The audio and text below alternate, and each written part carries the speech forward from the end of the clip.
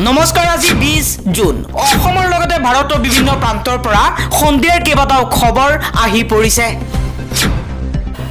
এই মুহূৰ্তত জনাইছো এটা গুৰুত্বপূৰ্ণ খবৰ। প্ৰধানমন্ত্ৰী নৰেন্দ্ৰ মোদীৰ বিৰুদ্ধে সৰব হৈ পৰিছে কংগ্ৰেছ নেতা ৰাহুল গান্ধী। ৰাহুল গান্ধীয়ে কৈছে প্ৰধানমন্ত্ৰী মোদীয়ে ৰাছিয়া ইউক্ৰেইনৰ যুদ্ধ বন্ধ কৰিব পাৰে, কিন্তু ভাৰতত হোৱা পেপাৰ লিকহে বন্ধ কৰিব নোৱাৰে। ভাৰতৰ বাবে ইয়াতকৈ দুৰ্ভাগ্যজনক কথা আৰু কি হ'ব পাৰে? নিজৰ দেশৰ চিন্তা বাদ দি বিদেশৰ চিন্তাক লৈ ব্যস্ত প্ৰধানমন্ত্ৰী মোদী। নিটৰ পেপাৰ লিক সন্দৰ্ভত সংবাদমেল সম্বোধন কৰি কংগ্ৰেছ নেতা ৰাহুল গান্ধীয়ে কৈছে বিজেপি শাসিত ৰাজ্যবোৰেই প্ৰশ্ন কাকত ফাদিলৰ কেন্দ্ৰবিন্দু। পৰৱৰ্তী খবৰ, দুৰ্নীতি নিবাৰক শাখাৰ জালত পৰিছে এগৰাকী বন বিষয়া। উৎকোচ লৈ গ্ৰেপ্তাৰ হৈছে শোণিতপুৰৰ খণ্ড বন বিষয়া গোপাল ডেকা। অবৈধভাৱে সামগ্ৰী কঢ়িওৱা বাহনৰ পৰা লৈছিল উৎকোচ। ইফালে আজি উৎকোচ লৈ গ্ৰেপ্তাৰ হৈছে আন এজন চৰকাৰী বিষয়া।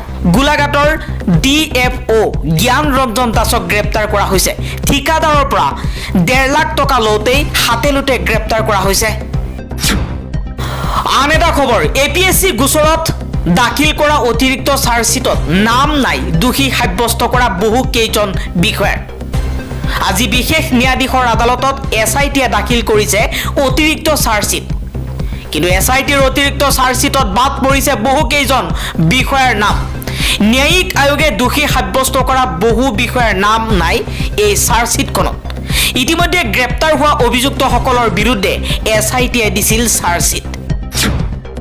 পৰৱৰ্তী খবৰ, 2024 চনত প্ৰায় 4300 গৰাকী কোটিপতিয়ে এৰিব ভাৰতবৰ্ষ।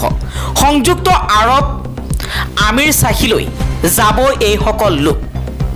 হেনলি এণ্ড পাৰ্টনাৰ্ছ প্ৰতিবেদনত প্ৰকাশ পাইছে এই তথ্য। হয়, ভাৰতৰ প্ৰায় 4300 গৰাকী কোটিপতিয়ে ভাৰত এৰি আৰৱলৈ যাব। পৰৱৰ্তী খবৰ, ৰীল বনাবলৈ গৈ অট্টালিকাৰ পৰা ওলমিল কিশোৰী। গ্ৰেপ্তাৰৰ দাবী নেটিজেনৰ। বৰ্তমান সমাজত এনে এটা প্ৰজন্ম আছে যি মাত্ৰ ছ'চিয়েল মিডিয়াত ডুব গৈছে। তেওঁলোকৰ জীৱনত মিম আৰু ৰীলৰ বাহিৰে আন একোৰেই প্ৰভাৱ আৰু গুৰুত্ব নাই। কিছুমান ক্ষেত্ৰত তেওঁলোকৰ বাবে ৰীল বনোৱাটো জীৱনতকৈও গুৰুত্বপূৰ্ণ কাম হৈ পৰে। এই কথা ক'ব পাৰি পুনেত সংঘটিত হোৱা এক কাণ্ডৰ পাছত। শেহতীয়াকৈ এটা যুটিয়ে ৰীল বনোৱাৰ এটা ভিডিঅ' ছ'চিয়েল মিডিয়াত ভাইৰেল হৈ পৰিছে, য'ত নেটিজেনৰ এক বৃহৎ অংশই তেওঁলোকক গ্ৰেপ্তাৰৰ দাবী জনাইছে। ৰীল বা ইউটিউব ভিডিঅ' বনাই ৰাতিটোৰ ভিতৰতে জনপ্ৰিয় হোৱাৰ আকাংক্ষা পূৰণ কৰিবলৈ আজি কিছুমান মানুহে চলন্ত ৰেলৰ পৰা জঁপিয়াইছে। কোনোবাই কোনো সুৰক্ষা নোহোৱাকৈ ওখ অট্টালিকাৰ ছাদৰ পৰা জঁপিয়াইছে। আৰু শেহতীয়াকৈ পুনেৰ এই কণমানি ছোৱালীজনীৰ সাহস দেখি নেটিজেনসকল আচৰিত হৈ পৰিছে। ভিডিঅ'টোত দেখা অনুসৰি বন্ধুৰ হাতৰ শক্তি প্ৰমাণ কৰিবলৈ তেওঁ ওখ ঘৰৰ ছাদত ওলমি আছে। আন এটা খবৰ, ৰামায়ণৰ ওপৰত ব্যংগাত্মক নাটক কৰাৰ বাবে IIT বম্বেৰ ছাত্ৰক 1,20,000 টকাৰ জৰিমনা কৰ্তৃপক্ষৰ ফালৰ পৰা বিহিছে। দেশৰ অন্যতম আগশাৰীৰ উচ্চ শিক্ষানুষ্ঠান IIT বম্বেত 1,20,000 টকাৰ জৰিমনা বিহিছে, যিটো মোটামুটিভাৱে ছেমিষ্টাৰ মাচুলৰ সমতুল্য। ছাত্ৰজনৰ বিৰুদ্ধে অভিযোগ উত্থাপন কৰি তেওঁ ৰামায়ণৰ কাহিনীক ব্যংগ কৰা ৰাহুবন নামৰ নাট এখনত অংশ লৈছিল। ইণ্ডিয়ান এক্সপ্ৰেছত প্ৰকাশিত বাতৰি অনুসৰি একাংশ ছাত্ৰ ছাত্ৰীয়ে এই সন্দৰ্ভত কৰ্তৃপক্ষৰ বিৰুদ্ধে আপত্তি প্ৰকাশ কৰে। কৰ্তৃপক্ষই অভিযোগ কৰিছিল যে এই নাটকত ইচ্ছাকৃতভাৱে হিন্দু ধৰ্ম সংস্কৃতি আৰু হিন্দু ধৰ্মক অসন্মান কৰা হৈছে। সেই ছাত্ৰজনৰ বাহিৰে আন কমেও 7জনৰ বিৰুদ্ধে কৰ্তৃপক্ষই অনুশাসনমূলক ব্যৱস্থা গ্ৰহণ কৰিছে, কিন্তু তেওঁলোকৰ বিৰুদ্ধে কোনো ধৰণৰ শাস্তি বা কিমান জৰিমনা বিহিছে সেয়া জানিব পৰা হোৱা নাই। IIT বম্বেৰ এগৰাকী মুখপাত্ৰই এই সন্দৰ্ভত কোনো মন্তব্য দিবলৈ অস্বীকাৰ কৰে। পৰৱৰ্তী খবৰ, কামপুৰত হ্ৰাস পাইছে কপিলীৰ জলস্তৰ। কামপুৰত কপিলী নদীৰ পানী কিছু পৰিমাণে হ্ৰাস পাইছে যদিও বিপদমুক্ত হোৱা নাই ৰাইজ। বিগত 10 দিন ধৰি এককাল পৰ্যন্ত পানীৰ মাজত থাকিবলগীয়া হৈছে বানাক্ৰান্ত। বাঢ়নি পানীৰ ফলত কামপুৰ যমুনামুখ গড়কাপ্তানি পথৰ যাতায়াত বন্ধ হৈ পৰিছে। ইয়াৰ উপৰি প্লাবিত হৈ পৰিছে ন অঞ্চল। কামপুৰ যমুনামুখ পথৰ পটিয়াপামৰ শতাধিক পৰিয়াল বিগত 10ৰ পৰা 15 দিন ধৰি পানীৰ তলত থাকিবলগীয়া হৈছে। ৰাজপথত এতিয়া গাড়ীৰ পৰিৱৰ্তে কলৰ ভূৰ চলিছে। বহিজগতৰ লগত সমগ্ৰ অঞ্চলটোৰ যোগাযোগ বিচ্ছিন্ন হৈ পৰিছে। আনহাতে এই অৱস্থাত প্ৰশাসনে কোনো খবৰ লোৱা নাই বুলি অভিযোগ উত্থাপন কৰিছে বানাক্ৰান্তই। চৰকাৰে কোনো ধৰণৰ ৰিলিফ প্ৰদান নকৰাৰো অভিযোগ উত্থাপন কৰিছে বানাক্ৰান্তই। এই মুহূৰ্তত জনাই আছো এটা ব্ৰেকিং নিউজ। মক্কাত মৃত্যুৰ কিৰিলি। এই পৰ্যন্ত মৃত্যু হৈছে 900ৰো অধিক হজযাত্ৰীৰ। প্ৰচণ্ড গৰম সহ্য কৰিব নোৱাৰি মক্কাত মৃত্যু হোৱা হজযাত্ৰীৰ সংখ্যা 900ৰ ঘৰ অতিক্ৰম কৰিছে। এক কথা যেন গৰমৰ বাবে মৃত্যু উপত্যকাত পৰিণত হৈছে পবিত্ৰ ভূমি মক্কা। মৃতদেহেৰে ভৰি পৰিছে আৰৱৰ আটাইতকৈ ডাঙৰ মৰ্গ। প্ৰায় 52 ডিগ্ৰীৰ তাপমাত্ৰাই হজযাত্ৰীসকলক জুৰুলা কৰিছে।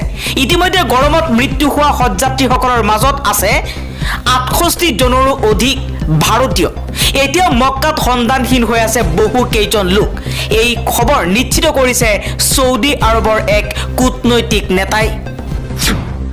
পৰৱৰ্তী খবৰ, শিশুৱে পুষ্টিকৰ আহাৰ লাভ নকৰা বিশ্বৰ 20খন দেশৰ ভিতৰত ভাৰত এখন।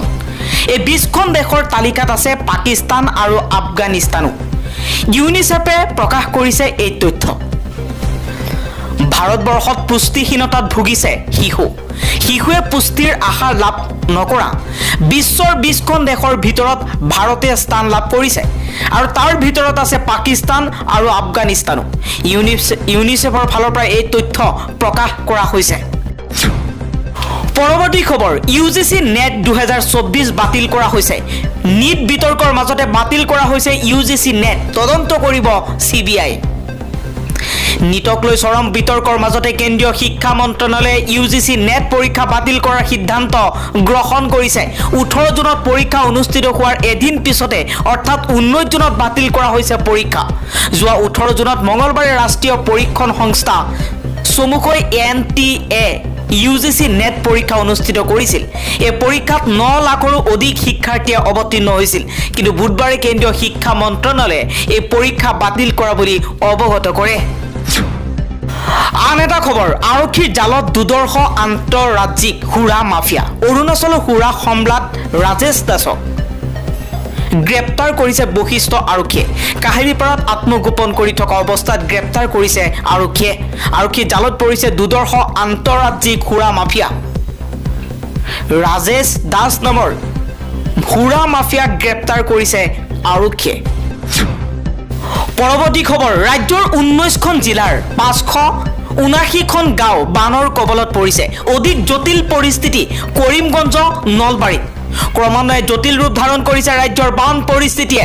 ৰাজ্যৰ ভিতৰত কৰিমগঞ্জ আৰু নলবাৰীত বান পৰিস্থিতি অধিক জটিল হোৱা বুলি জানিব পৰা গৈছে। বাৰিষাৰ বলীয়া বানে ক্ষতিগ্ৰস্ত কৰিছে 19খন জিলাক। বানপীড়িত অঞ্চলত নিয়োগ কৰা হৈছে উদ্ধাৰকাৰী দল। কিছুদিন ধৰি অব্যাহত থকা নেৰানেপেৰা বৰষুণৰ ফলত বান আৰু খহনীয়াই ৰাজ্যত পৰিস্থিতি অধিক জটিল কৰি তুলিছে। নৈৰ বাঢ়নি পানীয়ে বুঢ়াইছে ন অঞ্চল। বানৰ পৰা ৰক্ষা পাবলৈ ওখ ঠাইলৈ ঢাপলি মেলিছে বানাক্ৰান্ত। বানৰ বাবে কোনো অঞ্চলত খাদ্য আৰু আশ্ৰয়ৰ সমস্যাও মূৰ দাঙি উঠিছে। ঠায়ে ঠায়ে বাঢ়নি পানীয়ে উঠুৱাই লৈ গৈছে বাঁহৰ সাঁকো, কাঠৰ দলং। বানৰ ভয়াৱহতাৰ বাবে জিলা বিশেষে শিক্ষানুষ্ঠান বন্ধৰ ঘোষণা কৰাৰ উপৰিও প্ৰশাসনে সতৰ্কতামূলক ব্যৱস্থা হিচাপে জাৰি কৰিছে 144 ধাৰা। অসম ৰাজ্যিক দুৰ্যোগ ব্যৱস্থাপনা প্ৰাধিকৰণে শেহতীয়াকৈ জনোৱা মতে ৰাজ্যৰ 19খন জিলা বানৰ কবলত পৰিছে। কামৰূপ, দক্ষিণ চালমাৰা, গোৱালপাৰা, নগাঁও, বঙাইগাঁও, লখিমপুৰ, হোজাই, দৰং, নলবাৰী, কৰিমগঞ্জ, ওদালগুৰি, তামুলপুৰ, হাইলাকান্দি, বিশ্বনাথ, বৰপেটা, কাছাৰ, বাক্সা আৰু বজালী জিলা বানৰ কবলত পৰিছে। এই জিলাসমূহৰ 48টা ৰাজচক্ৰৰ অন্তৰ্গত 579খন গাঁও বানৰ কবলত পৰিছে। তথ্যমতে এতিয়ালৈকে 2,96,384 জন লোক বানৰ দ্বাৰা প্ৰভাৱিত হৈছে। আকৌ এতিয়ালৈকে বানত বুৰ গৈছে 3,326 হেক্টৰ কৃষিভূমি।